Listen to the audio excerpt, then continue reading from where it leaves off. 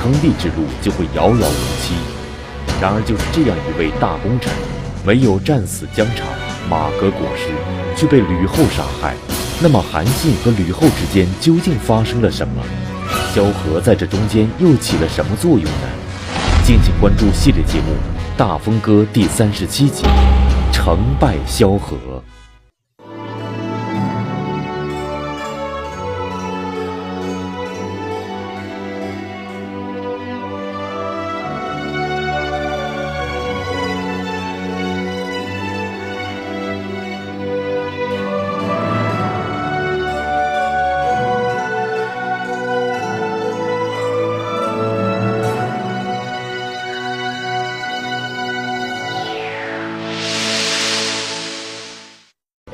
刘邦在总结自己如何打败项羽时曾说，自己统兵打仗不如韩信。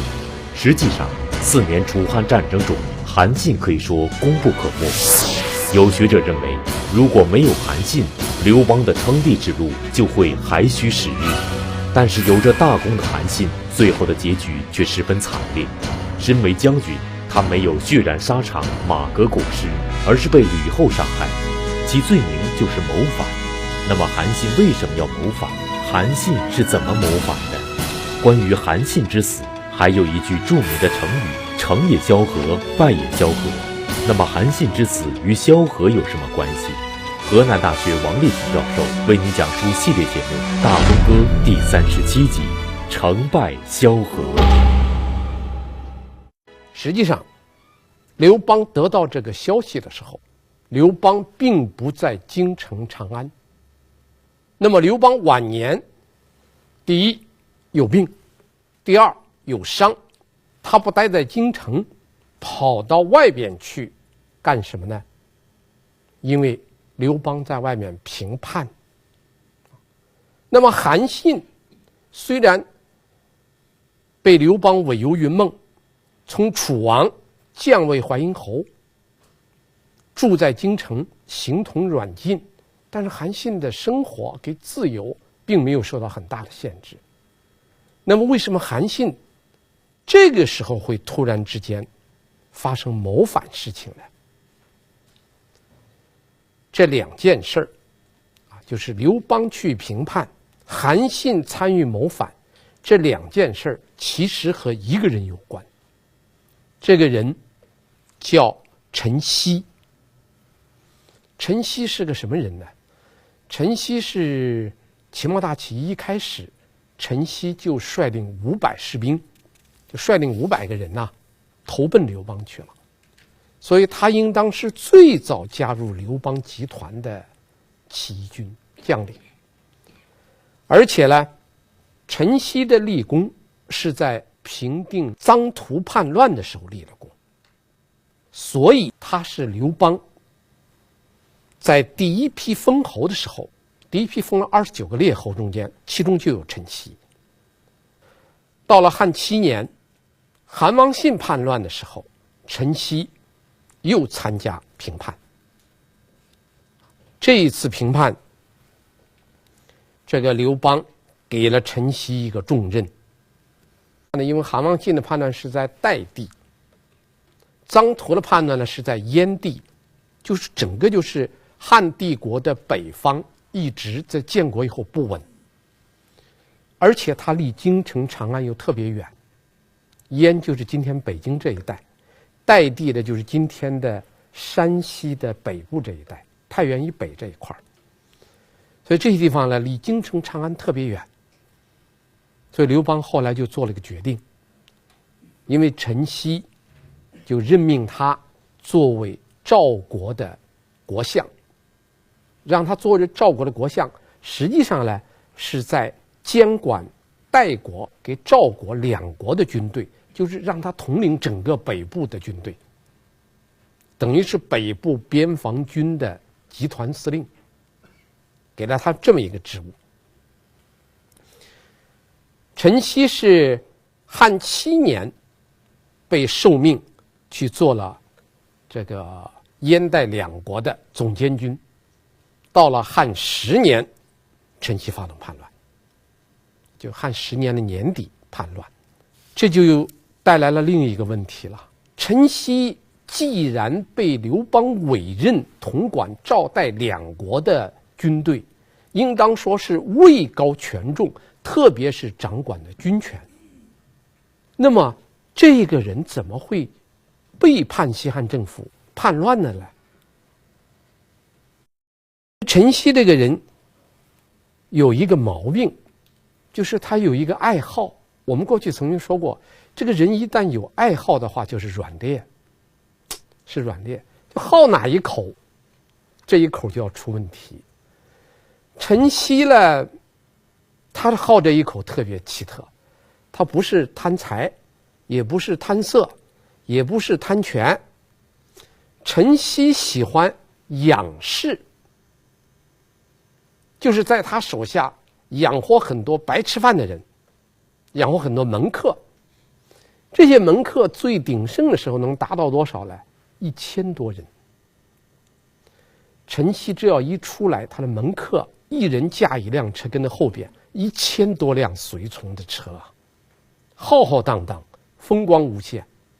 陈豨就好这一口，但是这一口给他带来麻烦了。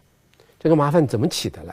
是陈豨从边地到京城去，要途经赵国，住在邯郸。然后陈豨一住下来，他的门客很多啊，他的门客随从是1000多辆车啊，把整个赵国都城邯郸所有的宾馆给住满了。这件事儿引起了一个人的警觉。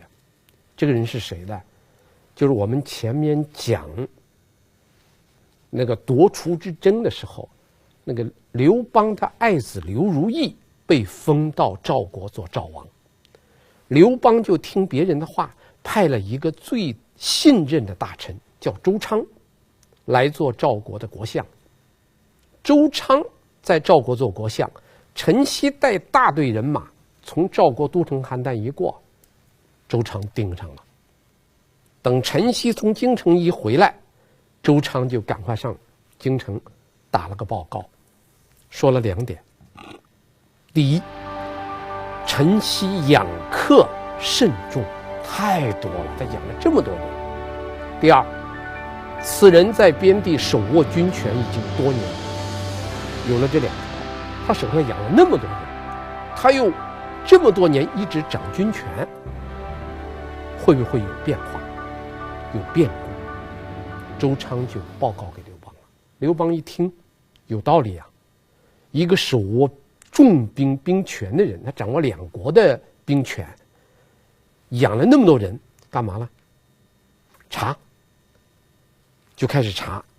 这个陈豨一查，你看他手下养了1000多人，这1000多人，你怎么能保证所有的人都是奉公守法之人呢？你想想，这些人他投奔陈豨是为什么？第一，有吃有喝有住的；再一个，仰仗着陈豨的这个势力，他能做点事情啊，起码来说吧，他捞一点，所以难免有一些不法的行为。所以这一查这件事儿，陈豨马上就知道了。当然，皇帝派人去调查一个人，那等于中央去地方上查一个人，这个事陈豨马上就知道了。陈豨一知道，陈豨就做出了2种反应。第一，恐惧，内心非常怕，因为他知道皇帝现在专门查他了。当然，这个怕说明陈豨一定是有事儿，没事儿你随便查。第二，陈豨立即派人给原来韩王信手下的2个叛将，叫王黄跟曼丘陈联系上了，马上和叛将联系起来了，就准备一旦事情急了就要造反。当然，这个事儿陈豨肯定是做了不对。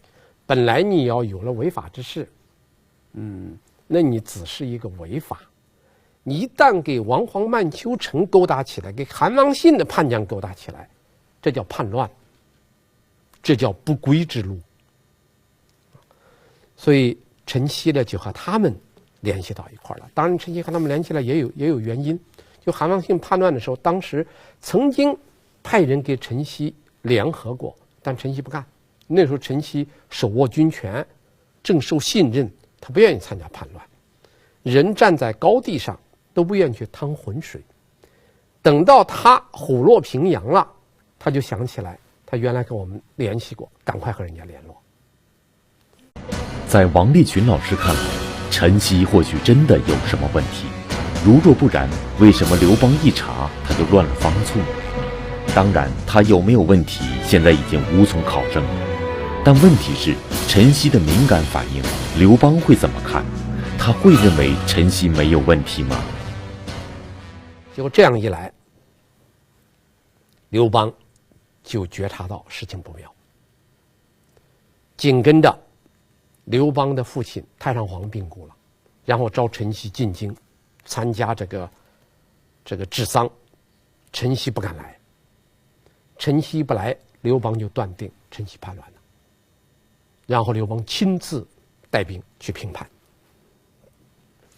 这次平叛在刘邦的平叛史上是个很经典的一件事儿。他把刘邦的军事才能给政治才华，这个以后我们还要专门讲，在这里我们点一下，刘邦的军事才能跟政治才华在这个表现得很突出。到了邯郸以后，刘邦看了一下，非常高兴，他觉得这个陈豨成不了大气候。你看，他说陈豨南边他不占领那个漳水，北边他不守邯郸，这没有什么作为，成不了大事儿。这说明刘邦有一定的军事才能，有一定的军事指挥上面的能力。然后这个周昌呢是首先告密的人，周昌就建议他说，那个常山郡呢，一共是25个县，现在丢了20个，所以他建议刘邦把这个常山郡的郡守和郡尉全部要处决掉。25个城你丢了20个城，你丢了地方太多了。刘邦听了以后就问了一下，说那个常山郡的郡守和郡尉参加叛乱了没有？周昌回答没有。刘邦马上就做了个判断，说他们是力量打不过人家，不得已而投降人家了，这不是他们的本心，是力不能也。所以这就显示刘邦有比较高的政策水平，他能够区别开来，因为力不抵众而投靠叛军和主动的叛乱是两回事。所以刘邦就赶快叫周昌帮他找的，说你那个赵国有没有能打仗的将军？周昌说有啊，推荐了4个人。这个4个人一见刘邦，刘邦就看了他们4个人一眼，觉得这4个家伙没有一个能用的。这刘邦当时就说了一句话，这个话呢说了很有意思：庶子能为将乎？庶子就你们这些家伙，就你们4个人，你们哪一个能当将军领兵？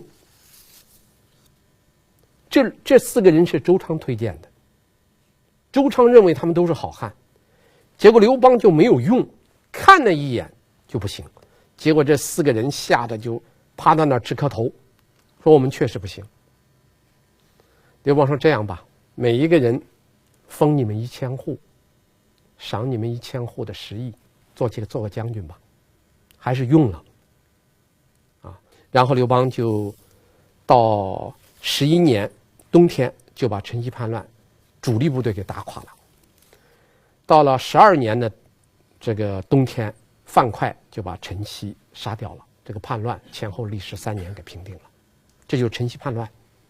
就是陈豨在受命以后，在接受任务去担任赵国的国相，统领赵代2国军队，在受命以后，他亲自去拜访韩信。这一段很重要，这一段的描写就对我们判定韩信谋反没给谋反非常重要。陈豨受命以后去拜访韩信，韩信怎么办呢？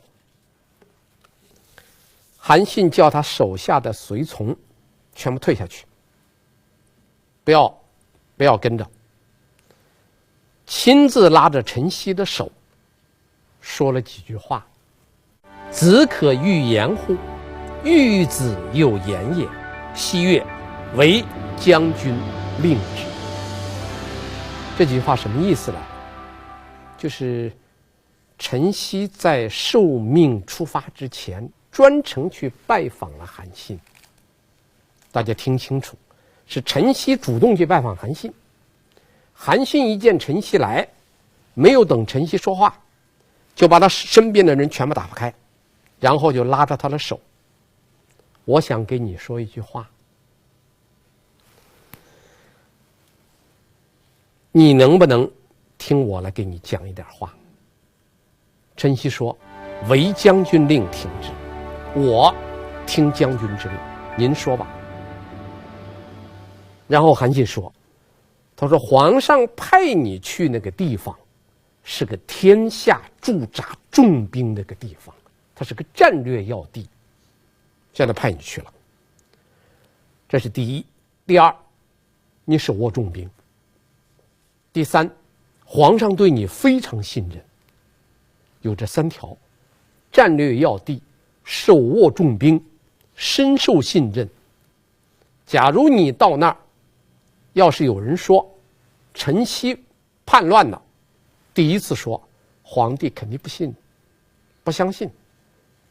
第二次说才会将信将疑，第三次说才会恼羞成怒，因为他对你最信任。结果你叛乱了，他一定会带兵出征，一定会亲征。只要皇帝一带兵亲征离开京城，那么下面韩信又说了几句重要的话：吾魏公从中起，天下可图也。那么我怎么办呢？只要皇帝一出京城去平定你的叛乱，那么我在京城给你做内应，天下是可以拿下来的。就咱们俩联手，你主外我主内，咱们俩联手能够把整个天下拿下来。陈豨怎么说呢？史记的《淮阴侯列传》是这样记述的：陈豨素知其能，信之，曰：谨奉教。陈豨平时就知道，早就知道韩信是有一个大本领的人，这素知其能，所以信之，就相信了韩信的话，然后就说：那么我就遵命了。这就是这个韩信叛乱的这件事情。这的描写很重要，所以我们读了2段原文。到了汉11年，陈豨叛乱，刘邦亲自去征讨这个陈豨的叛乱，要求韩信随同出征。韩信没有去，说我自己有病不能去，就留在京城。然后留在京城的韩信暗中派人给陈豨送了一封信。这时候陈豨已经叛乱了。这个信中间最关键的有这么2句话，叫帝举兵，吾从此助攻。您要是举兵叛乱的话，那么我要在京城助你一臂之力。这就是《史记》给《淮阴侯列传》中间记载的韩信给陈豨谋反的全部经过，这个我们讲得很详细。然后韩信得到刘邦出征的消息以后，就和自己的家臣在一块商议。他没有兵啊，这时候他不是齐王手下有30万精兵，也不是楚王手下还有精兵，他在京城做个淮阴侯，手中没有兵，那怎么办呢？韩信说：这样，我们诈称皇帝有诏书，这个京城有很多官府衙门，每一个官府的衙门中间都有很多奴隶，我们把这个京城各个官府里的奴隶啊集中起来，就说皇帝有令，发给他们武器，让他们起来跟咱们干，然后咱们领着他们对吕后和太子的宫殿发动突然袭击，只要杀了吕后和太子，把京城占了，这件事情就做成了。这是韩信准备做的。但是这件事情韩信在商议好以后，出了一个意外的变化。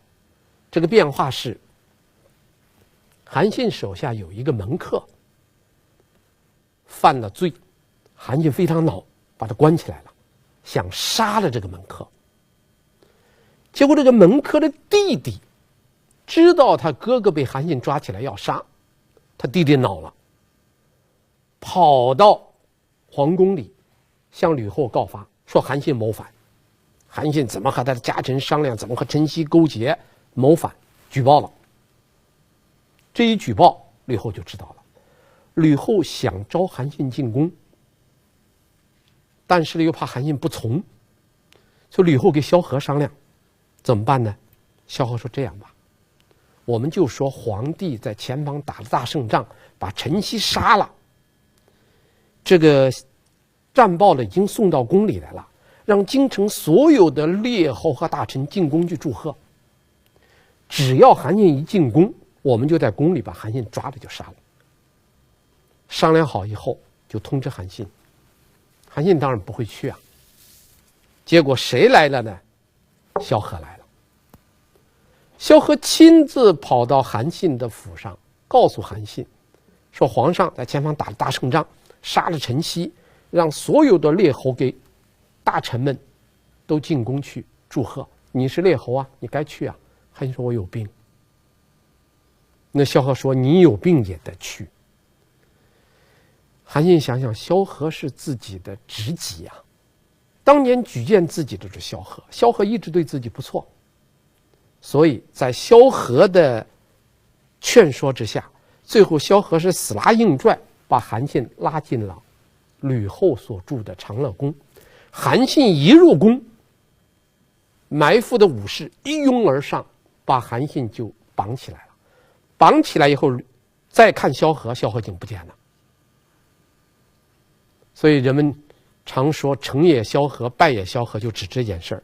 然后这些武士把韩信一下子就推到中室，因为古代的那个宫殿里边，它往往这边是个极古的，叫古室；那边是极中的，叫中室。皇宫两边呢，一个是放鼓的地方，一个放钟的地方，把韩信弄到那个中室，就在那个中室里边，就把韩信要杀了。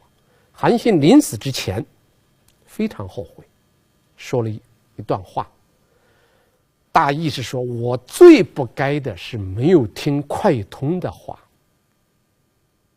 当年快通我做齐王的时候，快通劝了我2次，让我不要帮助刘邦，我没有听他的话，落到今天那个下场，被这帮老娘们儿给坑了。所以韩信非常后悔，吕后就立即下令在长乐宫的中室把韩信杀了，而且灭3族。这就是韩信谋反和吕后杀了韩信。当然这个消息后面的记载了就有不同的记载了啊。在《淮阴侯列传》是怎么记载的呢？《淮阴侯列传》记载的是吕后杀了韩信以后，刘邦在前线并不知道，等刘邦平定的陈豨叛乱回到京城以后，才得到这个消息。得到这个消息以后，司马迁写了这么一句话，就说刘邦听说韩信谋反被杀以后，且喜且怜之。这个且什么且什么，实际上就是现代汉语，就是一边什么一边什么。一边是心里很高兴，这叫且喜；且怜之，怜是感到很惋惜。另一方面又对韩信谋反被杀感到非常惋惜。这是《史记》的《淮阴侯列传》的记载。我们先按这个记载讲。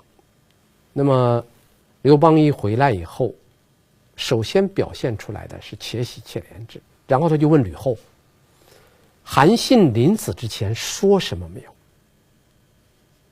那李护说了，他临死前说我后悔没有听快通的话，我要听快通的话，怎么会被你们这些人杀掉了？刘邦说快通我知道，这个人是个齐地的一个辩士，最会讲话的人，立即全国通缉快通。很快，那你以中央政府的名利通缉一个人很容易啊，很快把快通抓住了。抓到快通以后，刘邦就审这个快通，问快通是不是你叫韩信谋反的？他说是啊。韩信这个家伙不听我的，他要听我的，他怎么会今天被你们杀了来？这快通一承认，这刘邦气的立即下令把快通推出去杀了。他鼓动韩信谋反。快通一听说要杀他，快通是高声喊冤，我太冤枉了。刘邦说我杀你是有道理的，你还喊冤，那你回来咱们说道，我杀你冤不冤？你鼓动韩信谋反，该不该杀你？快通说杀我冤枉。因为有一句古话叫人格为其主啊。我当年在韩信的手下，我自知道我的主人是韩信，我根本不知道这个世界上还有个什么刘邦，我根本不知道你。我既然是韩信的部下，我要忠于韩信，我要为韩信舍身处地的谋划。那么为韩信最好的谋划就是刘邦你也别帮，项羽也别帮，你保持中立。他两家加起来才有30万军队，你自己手里就有30万军队，你要保持中立，刘也灭不了项，项也灭不了刘，他俩更无可奈何你韩信。那将来这个天下是个什么局面呢？刘邦韩信给项羽咱们3分天下。这是快通的这个原来的计划啊。他说你想想，我当时就不知道你，我只知道我的主人是韩信，我为韩信出谋划策，我有什么罪啊？我给你打一个不好听的比方，那个狗逮着谁都咬，它就不咬它的主人，你能说这个狗不好吗？这种见着生人都咬，不咬自己主人狗是天下最好的狗。说的刘邦就答不上来了啊，刘邦答不上来了。而且刘邦这个时候已经是刘邦的晚年了。我们知道刘邦晚年，我们前一段讲过，刘邦晚年最重要的要在朝中提倡一种什么样的风气来？忠诚。要提倡忠诚，快通忠诚于自己的主人，那当然你不能杀了。所以最后刘邦没办法了，放了，把快通放了。所以快通这个人呐，很有智慧啊。当年他鼓动韩信谋反，当韩信不听他的，他立即装疯卖傻去了。等刘邦把他抓过来的时候，他早就准备好一套说辞。你怎么问我，我怎么答。你要杀我，我说冤；你要说我不冤，我说我真冤。果然这一套一说，刘邦无可奈何，把他放了。当然最后还有一个问题啊，就是我们前面已经丢下来了一个包袱没有讲。就我讲过《史记淮阴侯列传》记载，吕后杀了韩信以后没有报告刘邦，刘邦不知道，刘邦是平叛回来才知道这件事儿。但是我们看《史记》的萧相国世家不是这样记载的，萧相国世家记载是什么呢？是吕后杀了韩信以后，立即把杀韩信的事情报告给刘邦了。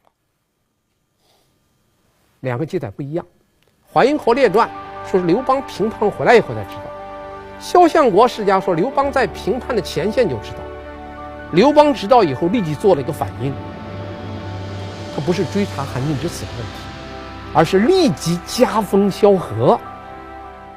听说韩信叛乱被杀，立即加封萧何。封了萧何什么呢？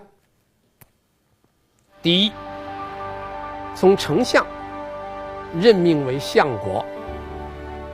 丞相一般设2个，左右丞相，相国只设1个，再给他升一级，相国。第二，加封他5000户。萧何当年才封了8100户啊，现在加封5000户。第三，派了500个士兵，1个独卫，作为萧何的警卫队，专用的警卫部队，500个人，加封萧何。啊，那么大家想想，韩信被杀，刘邦加封萧何，什么意思啊？这个以后我们再讲，大家可以想想啊，这留一个话题。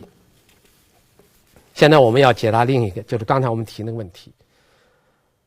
萧相国世家是说刘邦在前方听到消息加封萧何，淮阴侯列传是说他评判回来才知道韩信谋反被杀。